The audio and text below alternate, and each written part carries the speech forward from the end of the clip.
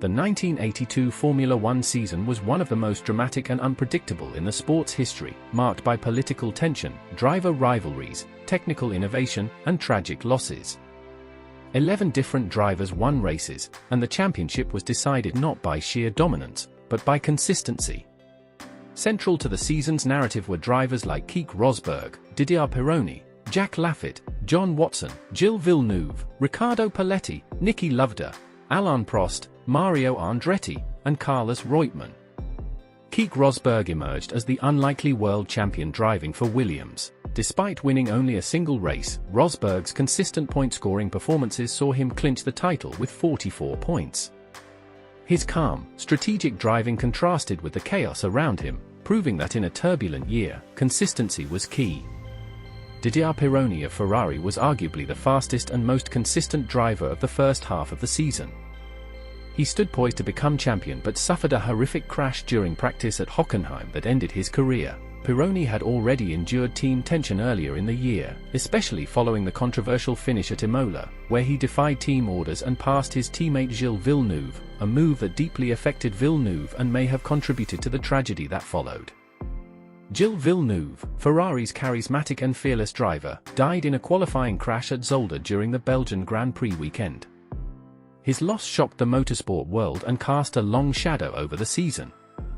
His aggressive style and passionate approach made him a fan favorite and a legend of the sport.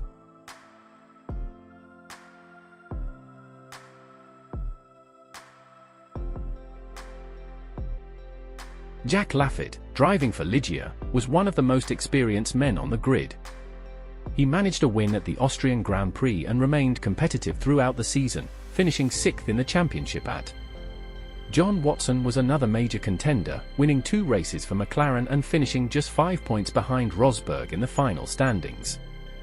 Watson's win from 17th on the grid at the Detroit Grand Prix was one of the most impressive drives of the year. Riccardo Paletti, a young Italian driving for Osella, tragically lost his life at the start of the Canadian Grand Prix. His fatal crash served as another harsh reminder of the dangers of Formula One during that era. Niki Lauda, a 2-time world champion who had returned to the sport after a brief retirement, showed he was still a formidable force. Driving for McLaren, he won at Long Beach and performed solidly throughout the season, finishing 5th in the championship standings. Alain Prost, racing for Renault, was the season's early favorite after winning 2 of the first 4 races. However, mechanical unreliability plagued his campaign. Despite his talent and speed, he ended the season down in 4th place. Mario Andretti, the 1978 world champion, made a brief return to Ferrari late in the season to fill in after the losses of Villeneuve and Pironi.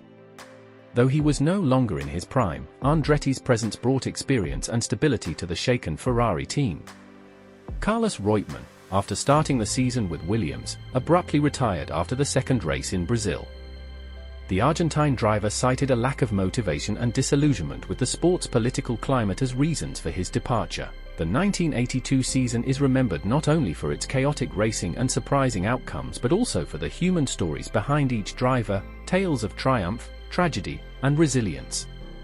Keke Rosberg's title remains one of the most unexpected in Formula One history, earned in a year when skill, survival, and strategy mattered more than outright speed.